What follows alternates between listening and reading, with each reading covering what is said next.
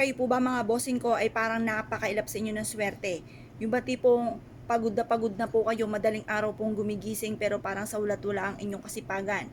Hirap at hirap pa rin. Asya mga bossing, huwag na po kayong malungkot mga bossing. Marami tayong pwedeng gawin.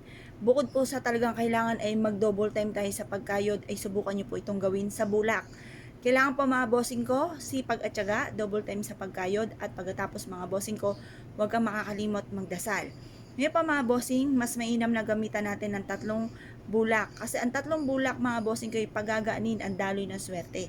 Proven po ito mga bossing, basta't may 100% kang paniniwala sa mga gatong mga pamamaraan.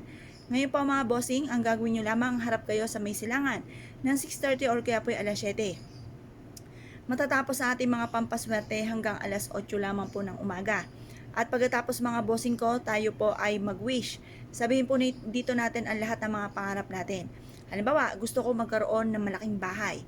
Gusto ko magkaroon ng negosyo na dito na ako yayaman. Magiging matagumpay ako sa lahat ng aking mga pinapangarap. Or kaya po ay magkaroon ako ng magagarang sasakyan, magkaroon ako ng mga bagay na yun nga po ay matagal nyo nang pinapangarap. Basta i-wish nyo yung smooth nyo makamtan kasi may mga pangarap na napakahirap makamit, yung ba parang humigit ka ng asa lungga para lang ito ay makamtan. Kaya mas mainam ang ating pong i-wish ay yung smooth nating makamtan ang mga pangarap. Pagtapos na po kayo mag-wish, ibilad nyo muna ito sa sinag po ng araw ang tatlong bulak. At pagkatapos ng alas 8 ng umaga, kunin nyo po ito. Ilagay sa inyo pong pitaka, ilagay sa inyo pong bag, ilagay sa inyo pong kaha, or kaya po isabit ito sa may main door. Maglagay kayo ng isang, halimbawa, pouch na kulay pula, gold, or green, isabit sa inyo pong main door. At ito po ay makakatulong para maging smooth or maging magaan ang daloy ng swerte. Ngayon pa mga bossing, pwede rin naman na maglagay kayo ng ganito sa ilalim ng inyo pong unan. Pero bagamat ang ating unan ay bulak, pero may mga unan kasi na mga mabibigat na iba po yung mga laman po nito. Pero kung bulak na yung inyo pong unan, okay na rin po yan mga bossing. Mas mainam po naman yung ating mga unan ay na napapagpag ninyo sa liwanag ng sinag ng araw at napapainitan po ito sa umaga.